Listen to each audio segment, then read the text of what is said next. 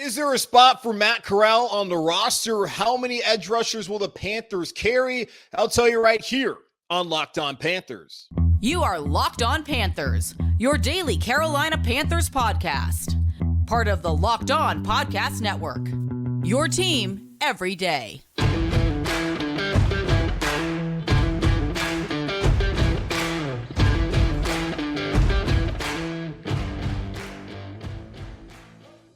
Into another edition of the Locked On Panthers podcast, a part of the Locked On Podcast Network.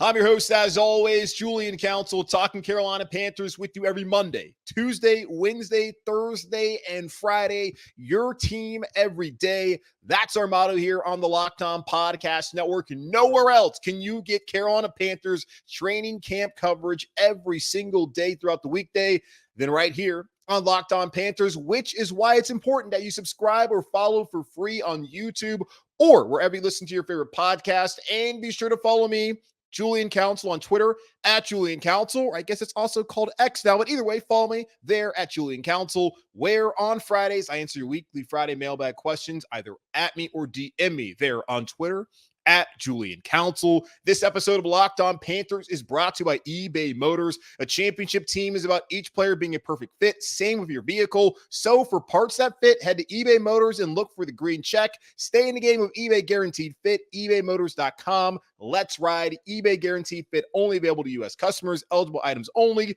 Exclusions apply. We finally made it, y'all. We're here. The Carolina Panthers veterans, the rookies already showed up on Saturday, but the Carolina Panthers officially report to training camp today on Tuesday, July 25th. It has been a long, arduous offseason full of coaching changes, new players, a crazy trade up in the draft to take Bryce Young number 1 overall, and an offseason primarily filled with hope. The last couple seasons, hope has not really been here in Carolina. And I was talking to Nick Carboni, the sports director over at WCNC, the NBC affiliate here in Charlotte, on Monday night, just talking to him about how it's actually hopeful. There's positive vibes heading into the season. I feel like the majority of Panther fans, if not all of them, I would hope all of them, are excited about what Frank Reich, Bryce Young, and this new Panthers era will bring. Hopefully, sustained success, which we were promised by Ron Rivera, but only time will tell, as it's going to be certainly an interesting 2023 season. But first, before we get into today's show, I want to thank everyone who has supported the show over the first 2 seasons of me doing this, and everyone who supported the show on YouTube since February of last year when I first started doing shows on YouTube. On Monday, finally went over 6,000 subscribers. So thank you so much to all the folks out there that have supported the show, whether you like me or you hate me or you just kind of indifferent and mad on me. I appreciate everyone who's listened on Spotify, Apple Podcasts, wherever you listen to the show on your podcast, and everyone who's listened to the show and watched the show over on YouTube. Thank you so much for the support. And I'm going to be here all season long, and we're going to have new, fun, exciting things, and hopefully a good football team to talk about. Now, as far as that football team goes, who's going to be on it? As I talked to Mike Kay last week at the Charlotte Observer, the majority of spots, like 48, he thinks more like 46 or so spots are already determined on what the Carolina Panthers initial 53-man roster will be. Now, initial is what's important. The roster is ever changing. It's never just set, but the Panthers will come out of camp with 53 new names, and they may have different players by the time they even get to week 1 of the 53 names on that roster. So make sure you take note of that. But on today's show, I want to look at the offense and the defense and project who I believe will be on the Carolina Panthers 53-man roster. And later on, once we get to the end of training camp at the end of the preseason and before final roster cutdowns, I will also name my final 53-man roster projection going into the season. So let's go ahead and get into it with the offense. I think there will be less offensive players than defensive players. I do agree with Mike Kay in that assessment that he gave me last week on the show. And we'll start off in the quarterback room. The real question here is, will there be a spot for Matt Corral? Bryce Young, QB1, obviously on the roster. Andy Dalton getting $7 million fully guaranteed as a veteran backup, obviously on the roster. QB2 would come in or anything to happen to Bryce Young. Matt Corral, does he have a spot?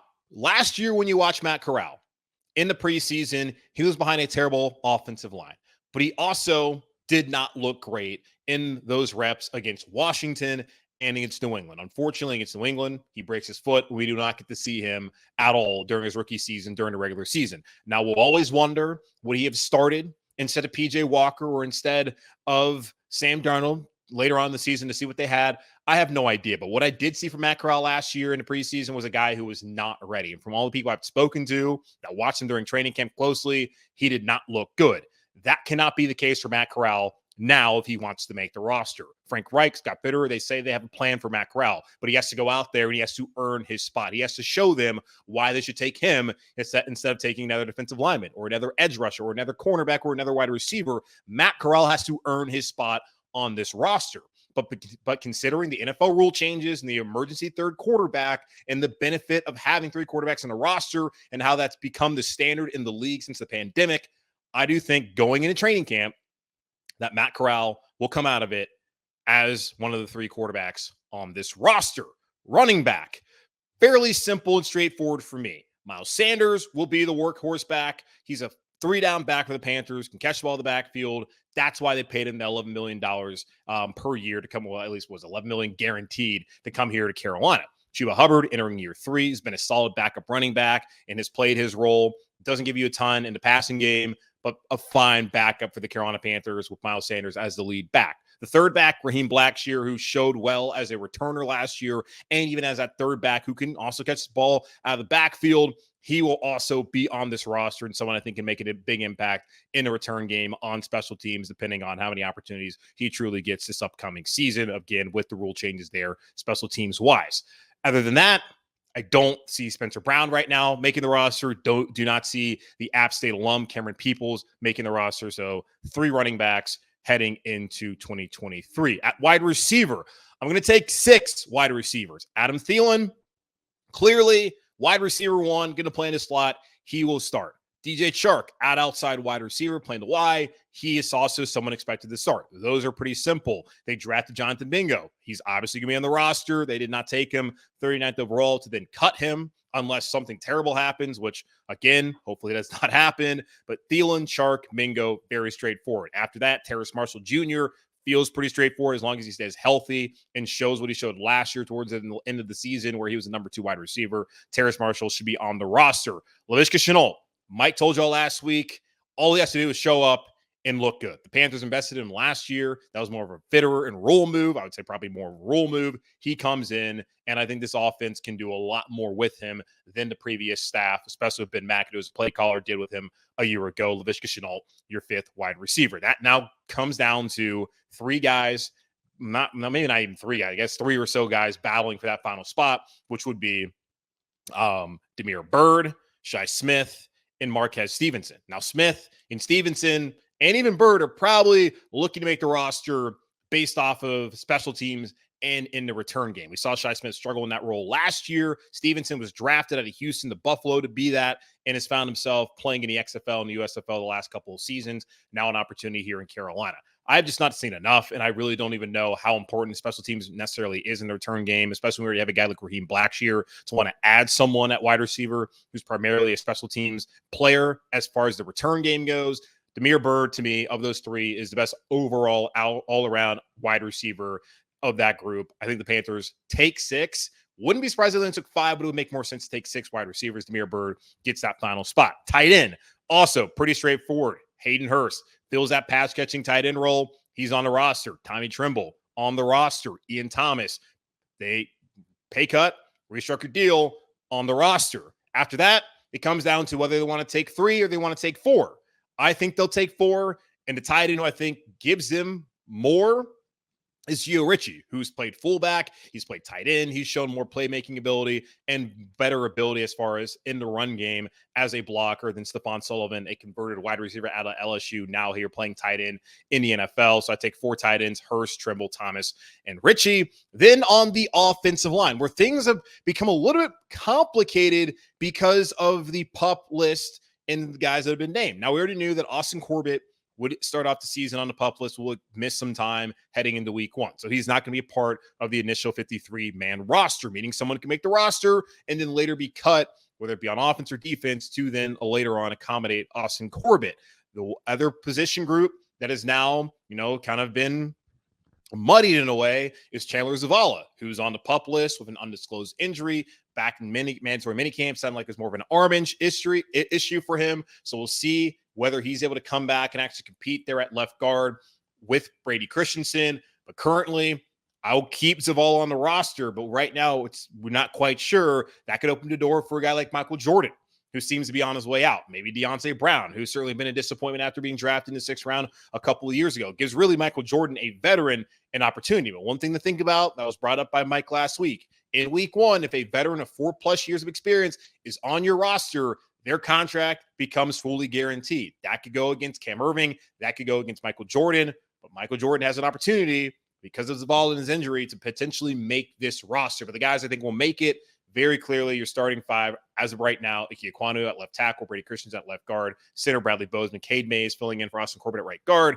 Tyler Moton at right tackle, then Justin McCray playing more of that swing interior player, where they could start at center, where he's probably more of a backup center.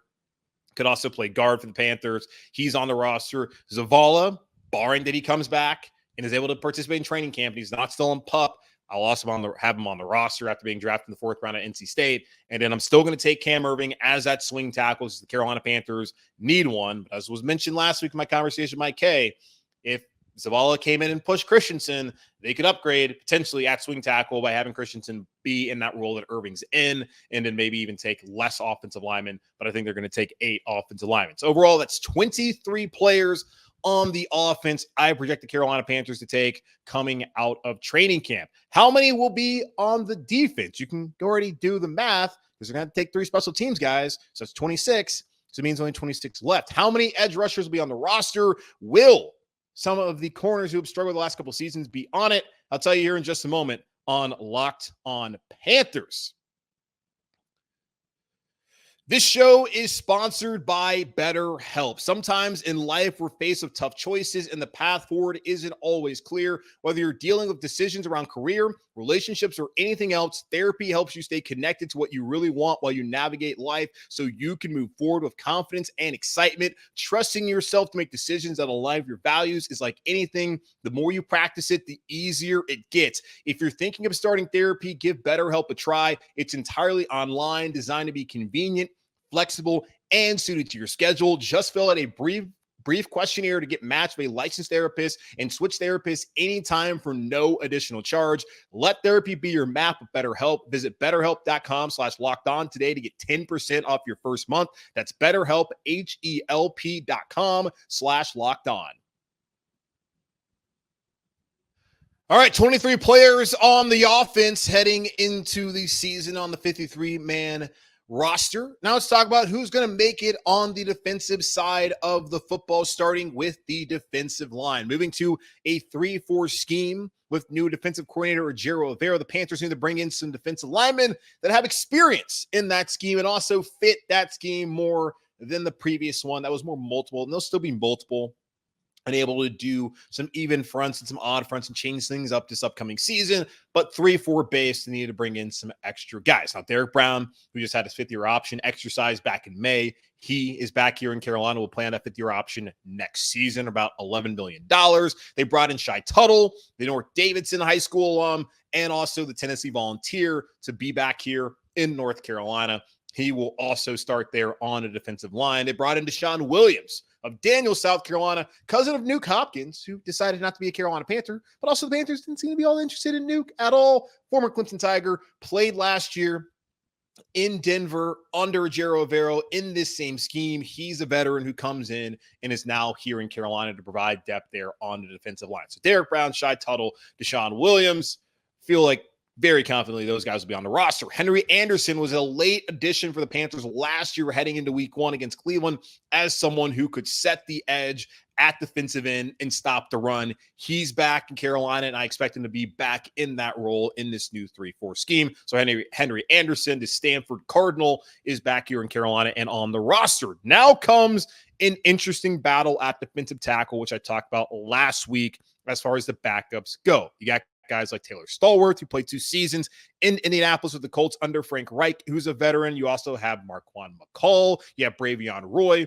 who is one of the holdovers from the Rule era and was a Rule player back at Baylor. And of course, in the NFL the last couple of seasons, been an okay backup. And then there's John Pennicini, who was going to be in Carolina, but then took some time off from football. Now he's back, but unfortunately starting off training camp on the PUP list, which is going to put him behind the 8 ball in that 4-man battle for 2 spots, in my opinion. The 2 guys I'm taking right now will be Taylor Stallworth, based off of the Panthers signing him and his relationship with Frank Reich. It made sense that, hey, they clearly wanted to add someone who understood the system, knew the coaching staff, and could provide some depth there. So Stallworth, I see him being on the roster. Then the final roster spot there at defensive line, as I'm taking 6, will be Marquand McCall, who made the roster during camp in the preseason last year. And when he got opportunities in the regular season, we saw him out there making some plays. So Marquand McCall is back here in Carolina. There's 6 defensive linemen. Now we go out to the edge rushers, but what we are actually calling an outside linebacker. Brian Burns is the headliner there. 12.5 sacks last year, 2-time Pro Bowler, back-to-back years, and waiting a new contract here in Carolina. He'll get it. We just don't know when that will be. Could be soon, could be today. Who knows? But Brian Burns going to be one of the outside linebackers. Marquise Haynes is the favorite to start opposite of Burns, and there's still time for the Panthers to go out there and bring someone in. If they decide to cut somebody on the roster, there's still some veterans out there, but Marquise Haynes is expected to be the starter at the other outside linebacker position. DJ Johnson, the Carolina Panthers traded up from 90 to 83. Is that what they did? 93 to 80. 93 to 80 there in the 3rd round to get DJ Johnson. He is here as an edge rusher and someone who could get snaps early on in his career. He's a younger player in terms of experience, but he's going to be 25 this upcoming season. Those 3 are the obvious choices for the Carolina Panthers at outside linebacker. Now it comes down to whether they have other players like Amari Barno and Nitor Gross-Matos that are worth keeping on the roster, or if the Panthers should be in the waiver wire trying to find a veteran or signing a veteran once the roster cutdowns come on. Or happen, whatever. I'm going to take Amari Barno over Gross-Matos. Talking to Mike and just really conversations I've had with people and just evaluating the situation, Gross-Matos is just not a fit in this scheme. And the best thing for him probably would be to be cut by the Panthers or even traded to a scheme that would be more of a 4-man front where he is down as a defensive end, handed to dirt. It makes way more sense for him. There's going to be coverage responsibilities. That outside linebacker that he was going to have. It doesn't make a lot of sense for Gross-Matos and really for the Panthers to have him. He's entering in his 4th year. Haven't seen enough from him previously under Rule. And he was Fitterer, who did not draft him as his general manager. Now you have a new coaching staff that has gone out and brought in a new a new outside linebacker, a new edge rusher, and DJ Johnson. It would make sense to me that the Panthers would move on from Gross-Matos and then keep Barno, who they drafted last year out of Virginia Tech, who's like Johnson, a project, but a player that you can try and mold and probably makes more sense in this scheme than a Amari Barno does. That's 4 outside linebackers I'm taking for the Carolina Panthers. At inside linebacker, Shaq Thompson, Frankie Louvu, obviously those 2 guys will be the starters there at inside linebacker for the Panthers' upcoming season. Kamu Grier-Hill, who started off in Philadelphia and last year was playing in Arizona before going over to Houston, where he played as solely an inside linebacker. He's back as someone who can help on special teams and can be that backup who has experience starting in the NFL, and I think gives you a little bit better depth than you had a year ago, where a guy like Corey Littleton hadn't really played that much. And then we saw Damian Wilson, kind of didn't see him after that San Francisco game. Really weird situation at linebacker, but Thompson, Louvu were really good. I think Grier-Hill will be fine for the Panthers. So those 3. I'm going to take Chandler Wooten, who's going to be a special teams guy again this year, but he's someone who I think actually has potential down the road to help the Panthers there at inside linebacker, no matter what the scheme is. I think Chandler Wooten's a solid player eventually, so I'll take him for special teams. And then the last guy I'm going to take is Brandon Smith. Brandon Smith, we got to see something. Haven't seen a lot. He has the traits that you would want in the player to play that position, just has not shown it back at Penn State or so far in the NFL. And we'll see if this coaching staff can get the most out of him entering in this new scheme. So Shaq Thompson, Frankie Louvu, Kamu Grier-Hill, Chandler Wooten, Brandon Smith. And then I was also going to talk about Bumper Pool, a player who I think could sign to the practice squad. He's got the issues last year with his injury, the shoulder. He's had back-to-back years of injuries at Arkansas. I just don't see the opportunity there at inside linebacker really for him to take a job, in particular with having just drafted Smith last year, bringing in Hill, and then Wooten being a special teams guy. Over to corner and into the secondary. I'm going to take 11 players overall in the secondary. But starting off at corner, I'm taking 6. J.C. Horn, obviously. Dante Jackson's on the roster in positive development. That neither one of those guys started off camp on PUP. C.J. Henderson, I'm going to keep him on the roster. The Panthers gave up those assets a couple of years ago. 3rd-round pick and Dan Arnold. So you're bringing C.J. Henderson, saying it was a move for the future. At that time, did not feel like it was a move for the future. The team was 3-0. They lost J.C. Horn. It sounded like they wanted to bring him in, come out, and have him start and be a big-time player from that season. Of course, that did not become the case as they traded later on for Stephon Gilmore, who had injuries, and Henderson did not show well last year or that year in Carolina or last year in Carolina when called upon in the absence of Dante Jackson and J.C. Horn. But C.J. Henderson, I'm going to keep him on the roster as that 3rd corner for the Carolina Panthers. Stan Thomas Oliver. A lot of good things said about him during OTAs and mandatory minicamp. I'm going to have Stan Thomas Oliver once again on the roster because of his increased development there at outside corner, but also because of special teams, which he's been able to make the roster his first 3 years in Carolina after being a 7th-round pick because of his special teams prowess. And then now trying to figure out really, do the Panthers want to have a guy like Eric Rowe on the roster who's more of a safety who could also play in that nickelback spot or could play at outside corner they need, or they want to keep Keith Taylor or Rajon Wright? How's it going to pan out? I'm saying they stick with Keith Taylor, who has gotten opportunities, but still someone who can be depth for them and at least has experience, and maybe now new coaching staff that can help him improve any experiences he's had. And I'm also going to take Rajon Wright, as there's a need there at outside corner. And I think Rajon Wright, who was a good player at Oregon State last year, of all the UDFAs, he makes the most sense of someone who can come in because of the opportunity that is there at corner. So I'm taking 6 corners: Horn, Jackson, Henderson, Thomas Oliver, Taylor, and Wright. Then at safety, I'm taking 5. Von Bell, Xavier Woods, Jeremy Chin, Sam Franklin, Jamie Robinson. Pretty straightforward. Eric Rowe comes in, named as a safety, could play corner as well for the Panthers.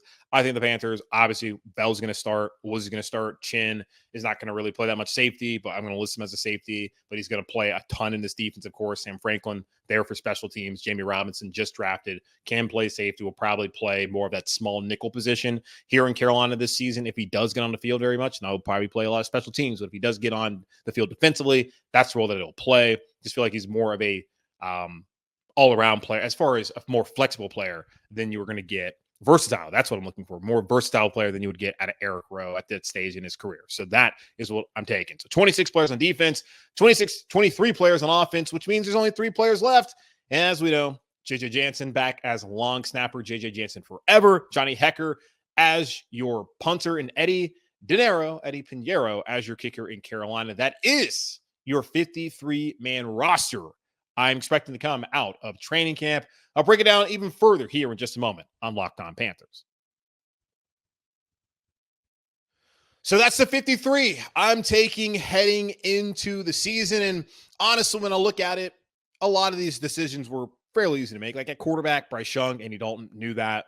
Matt Corral, I think it makes sense to keep Matt Corral. I understand the examples brought up last week in my conversation with Mike about Kellen Mond and about Ian Book, both players that were drafted by a previous regime, then given up on. And when you look at the Panthers trading up to get Bryce Young, bringing in Andy Dalton, you wonder what role does Matt Corral play? But the NFL rule changes, the third emergency quarterback, and just the fact that they gave up stuff to get him last year. And he didn't really get an opportunity. It's unfortunate. I know life's not fair. That's just how it is. I feel like Matt Corral is someone worth keeping around in Carolina, developing him, and then potentially using him as someone they can trade. I don't think he's someone they should try to cut. I think he's someone they could trade. And you look at last year, we went into training camp and you wondered, not even really wondered, we felt like it would be Baker as QB1, then Sam Darnold, then Matt Corral, and then PJ Walker would be cut. As we saw, Sam went down, so did Matt Corral. It ended up being Baker and PJ Walker. Anything can happen where Corral can make the roster based on injuries elsewhere, but I think he's going to have to make it on his own accord by being a much better quarterback than he showed last year during training camp and during the preseason. So Matt Corral, that was one of those ones I looked at and I wondered, does he make it? Does he not? We'll see. But I think right now he's going to come out of camp on the roster. Running back, pretty straightforward. Sanders, Hubbard, Blackshear. I don't see it. Is Spencer Brown to be the guy? Because he does have the build of a more short yardage back. that could be an area the Carolina Panthers want to address maybe during roster cutdowns and on the waiver wire. Wide receiver, pretty straightforward again there, guys. Thielen, Chark, Chenault, Terrace Marshall, Mingo, and then taking Bird. Don't think he's going to be much of a returner. I do think he can give him something in the pass game in this offense. They brought him in for a reason. So I would take Demir Bird. Unfortunate for Shi Smith. New regime change. Makes sense. Tight end, again, Hurst, Trimble, Thomas. Pretty straightforward there. And I've liked what I've seen out of Gio Ritchie the last couple of seasons. That's why he's on the roster. Offensive line, it could change based off of the health of Corbett, who maybe comes off a pup. Looks like he's going to be on it going to the season. And then same thing with Zavala. If he's not able to come off pup, then that means a guy like maybe Deontay Brown, which I don't think it would be the guy. I think it would be Michael Jordan, who would get a chance to make the roster. But then what do you do as far as his guaranteed contract? Do you want him on the roster and have him a fully guaranteed contract this upcoming season? He is someone who has experience, has played here before, and has worked with James Campen. Didn't play last year at all, really. But he's someone that would make sense for the Panthers. Really waiting to see what happens as far as the health status is of Austin Corbett, but primarily Chandler Zavala as he starts off on the PUP list. So Aquanu, Christensen, Bozeman, Mays, Moten, McCray, Zavala, and Irving on the roster to start off. Defensively, Derek Brown, Shai Tuttle, Deshaun Williams, Henry Anderson. Those guys made plenty of sense to make the team. Stallworth, once they added him back in June, which then the coinciding move was to cut Miles Dorn, the safety. It was pretty straightforward that the Panthers wanted to bring in my opinion, another veteran there on the interior defensive line who has experience with Frank Reich and in this sort of scheme. So Stallworth is now here in Carolina. Then McCall of the other three, Pennicini, Roy, I think he's the better player. He's also a player that's healthy. And Pennicini on PUP has not been healthy, coming off of a brief retirement from the NFL. I take Marquand McCall there. Outside linebacker, Burns, Haynes, Johnson, can't do anything with them. It comes down to, do you want Barno and Gross Matos, or do you want Barno or Gross Matos? I'm taking Barno right now. I feel like he's a better fit. And I also look at this as a position group the Panthers are going to add to, whether it's getting someone off the waiver or signing a veteran going into the season. I feel like they're going to have more. And they're going to have more than 4 edge rushers. I just feel like those are the 4, at least the 3. 3, and it's hard because Barno, Gross Matos is kind of a coin flip for me right now. But Burns, Haynes, Johnson, going to be on the roster. It's about who's going to be that 4th guy and really the 5th guy that they add on after they initially cut down to 53 players. Inside linebacker, Thompson, Blue, Vigrier, Hill. Very simple. Smith distracted him last year. Don't think they would cut him unless he's just really a poor performer.